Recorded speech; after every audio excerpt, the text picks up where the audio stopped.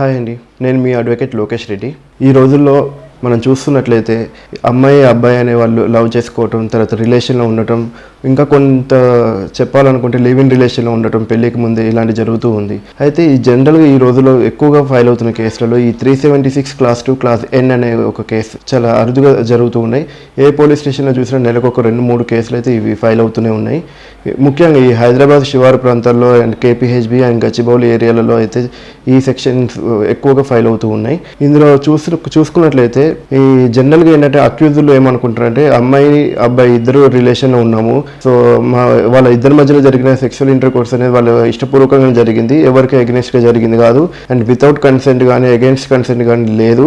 అలాంటి టైంలో ఈ రేప్ కేసు పెట్టడం ఏంటి, అమ్మాయి కూడా ఇష్టంతోనే సెక్స్లో పాల్గొనడం జరిగింది కదా, మరి ఇలాంటి కేసెస్లో అబ్బాయి మీద కేసు పెట్టడం ఏంటి, అమ్మాయి మీద కేసు పెట్టకపోవడం ఏంటి అని అనుకుంటూ ఉంటారు. అది కాకుండా ఇదంతా abuse of process of law అనేసి, సో పోలీసులు ఏదో చట్ట విరుద్ధంగా వాళ్ళ మీద కేసు పెట్టారనేసి అనుకుంటూ ఉంటారు. అయితే మనం ఈ 376 క్లాస్ 2 క్లాస్ ఎన్ గురించి సెక్షన్ గురించి చూసినట్లయితే ఈ రేప్లో చాలా డెఫినేషన్స్ ఉంటాయండి. ఫస్ట్ అమ్మాయికి ఇష్టం లేకుండా వితౌట్ హెయిర్ కన్సెంట్ అయినా, లేకపోతే అగైన్స్ హెయిర్ కన్సెంట్ అయినా, లేకపోతే వాళ్ళ హస్బెండ్ అని చెప్పి మభ్యపరిచి సెక్సువల్ రిలేషన్లో పాల్గొన్నా, ఇట్లా చూసుకుంటూ పోతే చాలా రకాల డెఫినేషన్స్ అనేవి ఉన్నాయి 376కి.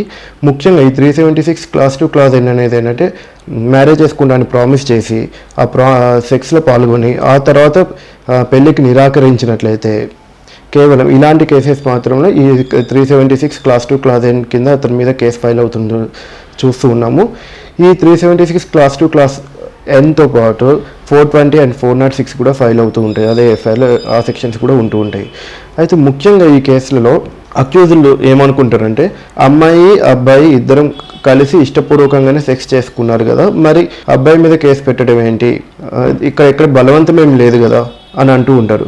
కానీ బలవంతం ఉన్నా లేకపోయినా మ్యారేజ్ చేసుకుంటానని ప్రామిస్ చేసి, లేకపోతే అట్లీస్ట్ మన టెక్స్ట్ మెసేజ్లు కానీ వాట్సాప్ మెసేజెస్ కానీ మ్యారేజ్ గురించి మాట్లాడుకున్నట్లుగా ఇలాంటివి ఏమైనా కొంచెం ఎవిడెన్స్ ఉండి ఆ మహిళ కనుక పోలీసులను ఆశ్రయిస్తే ఖచ్చితంగా పోలీసు వాళ్ళు 376 clause 2 clause n and 420 and 406 కింద కేసు ఫైల్ చేయడం జరుగుతుంది. సో అక్యూజులకు ముఖ్యంగా వాళ్ళకి అవగాహన లేకపోవటం, వాళ్ళకి ఈ చట్టం మీద అవగాహన లేకపోవడం వల్లే ఇలాంటి అఫెన్స్లు ఎక్కువ జరుగుతూ ఉన్నాయి. కొంచెం స్పృహలో ఉండి ఈ చట్టాలంటే ఏంటి, అసలు చట్టం ఏం చెప్తుందో తెలుసుకున్నట్లయితే చాలామంది అబ్బాయిలు ఇలాంటి కేసెస్లో ఇరుక్కోకుండా బయటకు వచ్చే అవకాశం ఉంటుంది.